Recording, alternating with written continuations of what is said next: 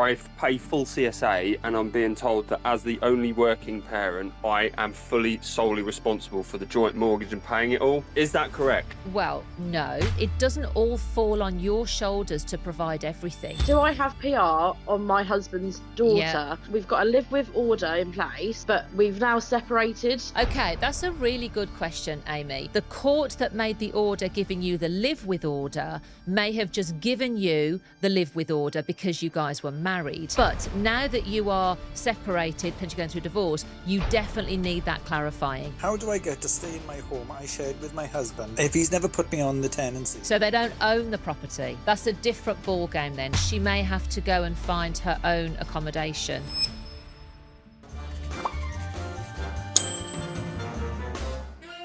Welcome everyone to the Legal Queen live show. I am your host, Tracy Maloney, aka the Legal Queen. I am a practicing family law solicitor and have been for over 20 years. During that time, I have helped hundreds, if not thousands of people with their divorce questions, with their financial woes, with getting contact with their children. So if you have a question or maybe a problem that you think I could help you with, then by all means, please join me on the Discord. Pop your hand up and I'll get to your question as soon as I can. Now on with the show. So, current situation is divorce and it's quite sticky. We have a shared mortgage. I've moved out of the family home. I pay full CSA and I'm being told that as the only working parent, I am solely responsible for the joint mortgage and paying it all. Now, she says that she spoke to many legal advisors who have said, that's the case, I will be the only one held accountable. But is that correct? Well, no, would be my first answer. But have you taken any legal advice? So I've gone down a few little legal options and they've all said the same thing, including speaking to the mortgage advisors, Yeah, stating, because I pay half of the mortgage. And a yeah. lot of people have said, what one legal advisor said, well, if you don't live there, don't pay the mortgage. But obviously I'm legally tied to that mortgage, so I am contributing at least half of it. Yeah. But I'm being told by her and her legal advisors that I am solely responsible. And if that house gets repossessed, it's only my problem. No. I mean, look, if the mortgage is in joint names, then it's a problem for both of you. Okay. In reality, where we only have one person earning, then obviously, before the separation, before the divorce, you would have been paying that mortgage, no questions asked, because she's not working and you are. Now the separation has happened, then you're both responsible for it. But the reality is that she still can't pay it. So you want to look after your credit rating, and my advice to you would be to pay it in the interim. However, we can't just ignore that issue. Either the house has to be sold or, she has to take it on in her name. I'm going to assume that she can't afford to do that. So it might be that we need to push on with selling the house because you can't be expected to pay the mortgage in full if you're not living there, as well as pay your own housing costs because you've separated. That's just not practical. Yeah, and that's another sticking point because she's determined on not losing that house, but has stated to me many times, I cannot afford to live here and run this house. So I've obviously mentioned, look, we need to sell it then. Yeah, I know there's children involved and you have to legally home them till they're 18, as I believe. absolutely. Or I have a right or a need to do that for them. Well, you both If, have. if So you both have a responsibility to provide the housing needs for the children, okay? But that doesn't mean it has to be that house. Lots of people want to stay in their home that they've got used to, but unfortunately, it's a consequence of divorce if we can't afford it, because the court's not going to give the onus to rehousing just to her and the children. They've also got to look at your housing needs as well. So if she can't afford to stay there and you can't afford to pay the mortgage and the rent on your new place, then it's not an option, sadly. And it doesn't all fall on your shoulders to provide everything. She should share that burden of responsibility, housing those children too. Well, that's perfect because I'm just being told that it's solely all my responsibility as the only working parent. I mean, I have no contact with the children due to domestic violence and financial abuse from Yeah, her part. yeah. So I am obviously staying away until the situation's kind of resolved. But I just keep getting told that I'm the only sole person. If anything happens, it's all on my head. I'm the person racking up the debt, not her. Well, it's on Even though both. we're both named. Yeah, it's on both of your heads. I mean, if you stop paying it tomorrow, let's be real about this. If you stop paying the mortgage, what's going to happen? You're both going to have a really bad credit rating, and the house will end up in repossession. Now, no one's laying the blame there. No one's saying, well, why didn't you pay it? You're both responsible for it. But as I say, in reality, you would be expected to pay for it in the interim because you're the only person working. But of course, while you're paying for it in the interim, we have to see an effort by the other side to either put the property on the market or we're all going to court. But we can't just sit on our hands and do nothing, is what I'm saying. The other side does have to share that responsibility. They might not be able to come to the party with a financial contribution, but there are other things that they could be doing. Okay, that's absolutely perfect. Just quickly before I leave you as well, I've been told by herself. I've done some research already because I pay CSA. Obviously, that's a legal payment that needs to be paid to maintain the children. She told me that that money is not to go to bills or the house. It's solely for the children. But the research I've done proves that CSA is to look after the children, including contributions to rent and bills if needed. Am I Correct. right? Absolutely. Yeah. I mean, it's a better question for CMS, but yes, my understanding is that whatever you are contributing by way of child maintenance, it is for the children's everything, for their food, for their housing, to keep them warm, to clothe them, to transport them backwards and forwards to school. It's your financial contribution.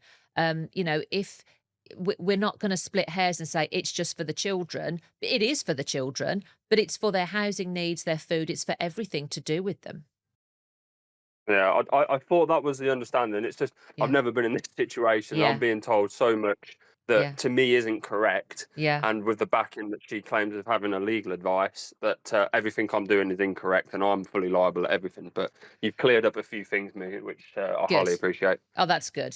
No problem at all. I- Thanks. Cheers, I appreciate it. I'll leave it be. Okay. Bye-bye. We got married June 24. We bought a house December 24, but split up in February 25.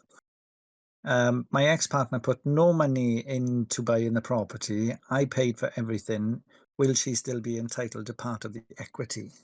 So if the house is in joint names, and I'm going to assume that it is for the purposes of this answer, then yes, regardless of how long this marriage is, they are going to be entitled to their respective shares.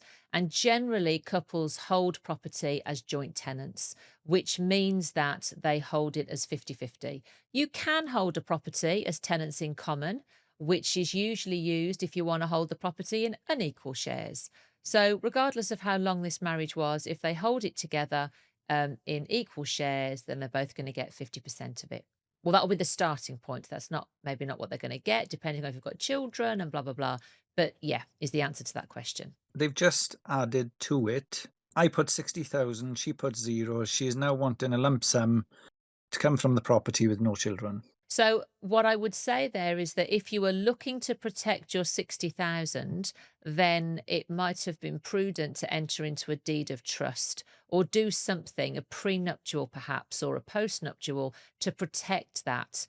If you have no protection in place and you hold the property as joint tenants with nothing else, then the starting point is going to be a 50-50 share.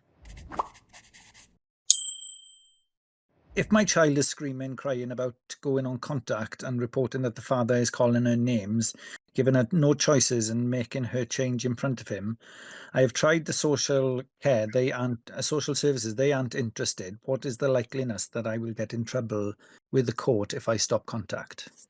Well, if the thing is, people ask me that a lot. Will I get in trouble with the court if I stop contact? Which means that you've got a court order in place. So you're saying to me, will I get in trouble if I breach the court order? Not if it's in the children's best interests. So if a court order is allowing the children to have contact with the other parent and the other parent suddenly becomes a concern or a risk to the children, then absolutely you have to stop contact. So it depends really on the reason that you're stopping contact. The reasons can't be frivolous. It can't be because you just don't like the other parent's bedtime routine. It has to be because the children's welfare is compromised. In which case, you're not going to get into trouble with the court because you've done it in the best interests of the child. So that's what I would suggest there.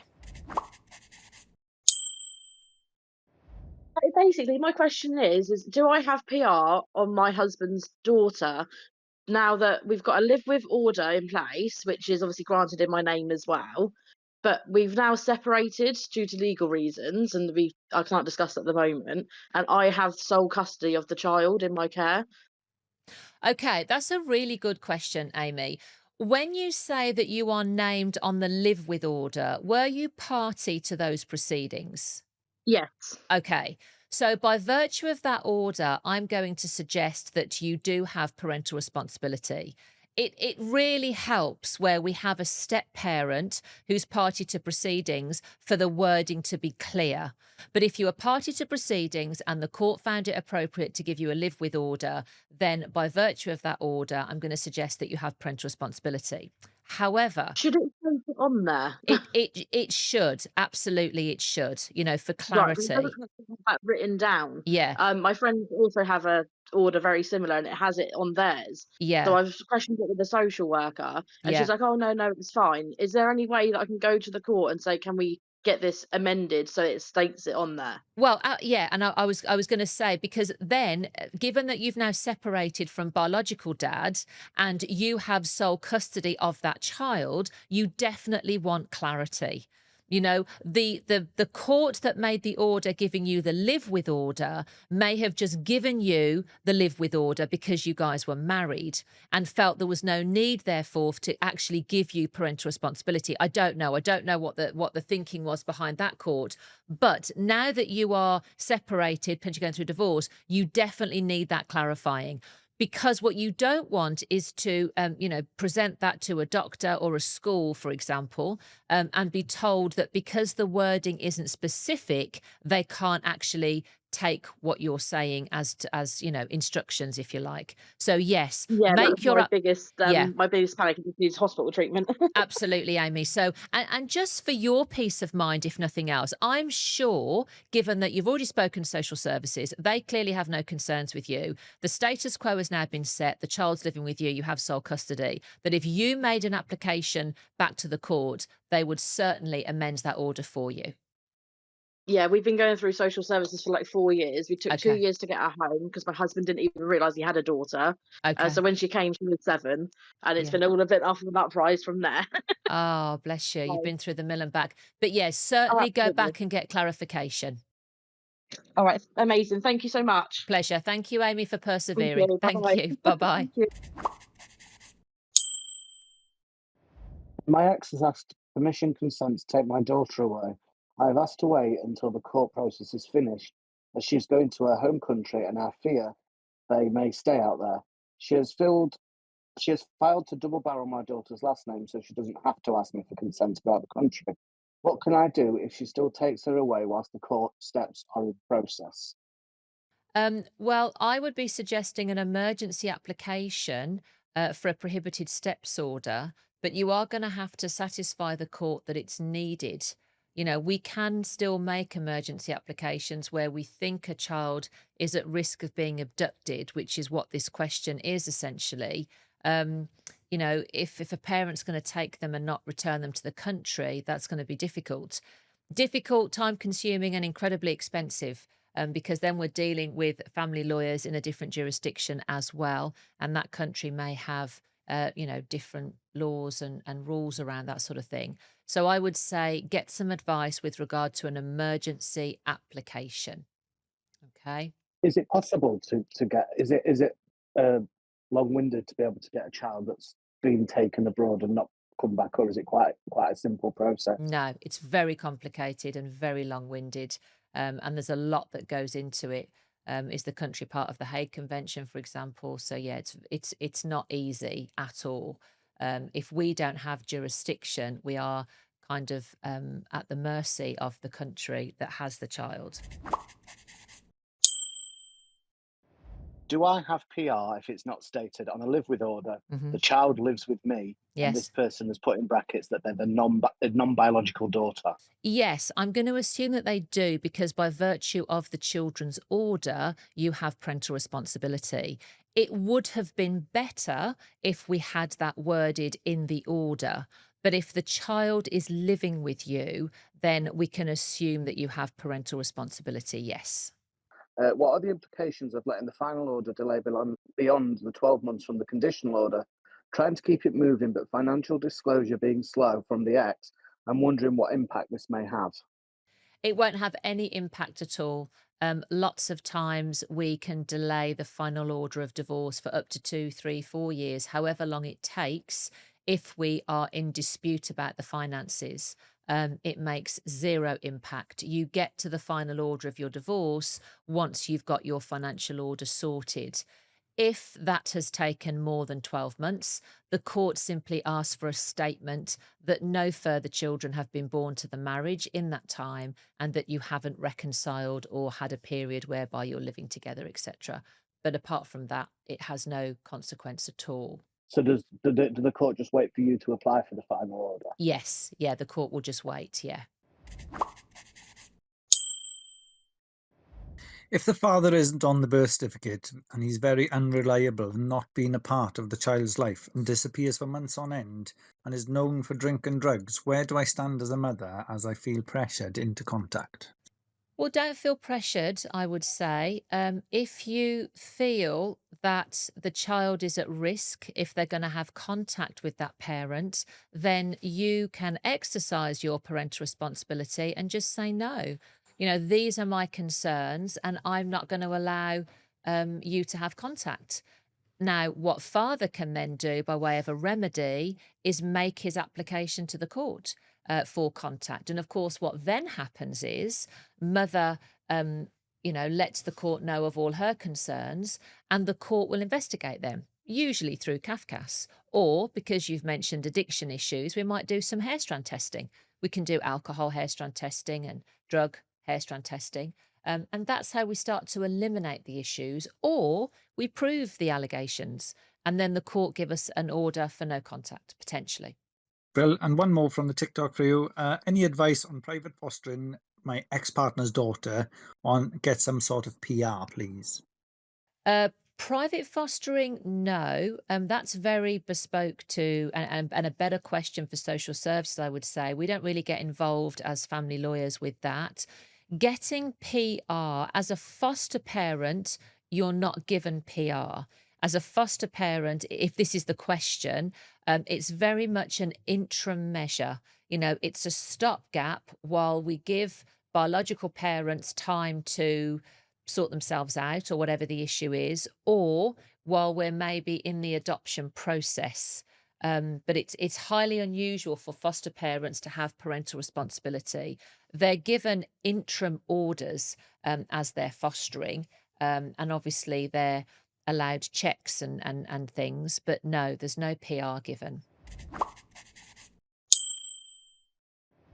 What can people expect at a first appointment for a financial dispute? Okay. So when we have finances, when you've made a financial application, I always say to my clients that triggers 3 hearings, first of all. If you and your ex cannot agree at hearing number 1 and number 2, the court will decide at hearing number 3. So that's the first thing. Hearing number 1 is called a first dispute appointment. Is it an FDA? Yeah. And we are looking to get homework, essentially, directions, we call them. So both parties will have filled out their Form Es and swapped their Form Es. They will have both done questionnaires, we hope. So at the first appointment, court's obviously keen to get a resolve, but if we just can't resolve because we don't have enough evidence or enough information, then we're asking for a date to do the replies to questionnaires. We're asking for dates to do a schedule of deficiencies. Maybe that's just another questionnaire. if we need to. We might be looking to get permission to get the house valued and to submit that into evidence. We might be looking to get some information from the actuaries because maybe we have some pensions, but some of them are premarital contributions. So we might need the help of an actuary to help us ring fence some of those premarital contributions. So generally, we walk away with an order that has a lot of directions on it, a lot of homework that we then both parties go away and do all of that homework in preparation for the second hearing.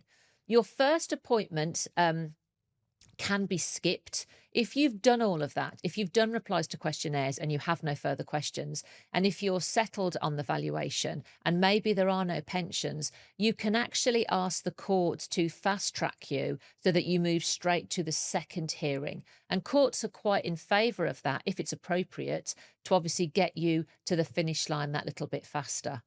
So you don't necessarily always have to do a first appointment if it's not needed in your case.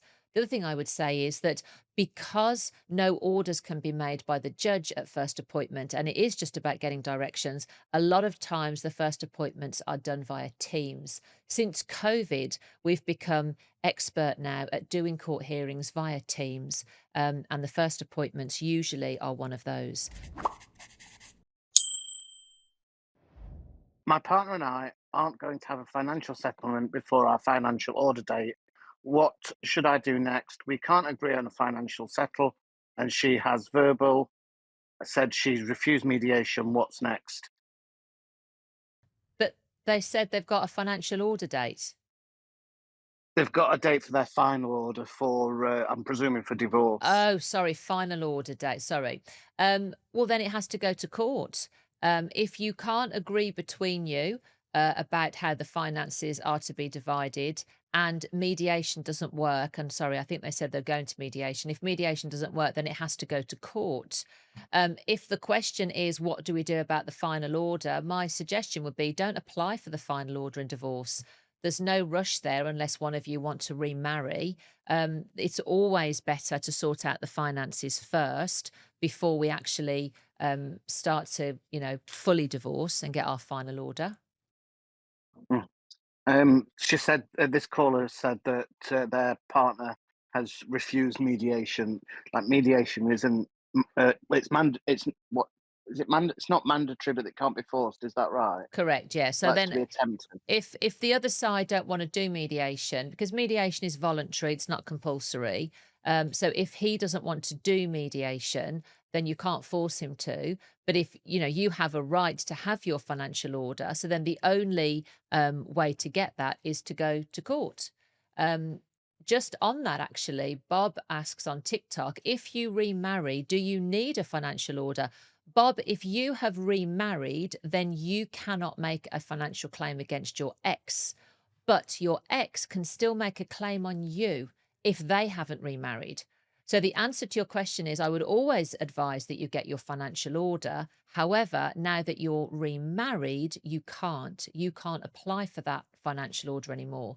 So you are kind of at the mercy of your ex, and you would just hope that they don't make a financial claim against you or that they remarry. How do I get to stay in my home I shared with my husband if he's never put me on the tenancy? Oh, not named on the tenancy. So they don't own the property. No. Okay, that's a different ball game then. Sorry. Then she may have to go and find her own accommodation because we have no legal ownership to obviously a tenanted property. So if she isn't named on the tenancy, she may have to go and find her own tenancy, if that makes sense. The family court wouldn't get involved in that because we don't have any jurisdiction over something that's council owned or owned by a third party individual. What if we've been separate longer than the actual marriage, 4.5 years? I've been paying the mortgage alone, kids 50-50. Is it a 50 split of the equity? Not necessarily. Couple of things there.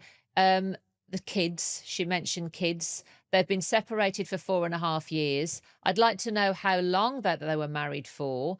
50-50 is the starting point when we have a particularly long relationship. But from there, we can move away from 50-50 if one of them has got the responsibility of housing the children, for example. And because she mentioned kids, then potentially. The fact that she's been paying the mortgage on her own for 4.5 years, that wouldn't really come into it, because it's still the matrimonial home and we're not just looking at financial contributions. But for me, it would be things like age of the parties, earning capacity, and definitely children. So take some advice is what I would say to that person or that lady.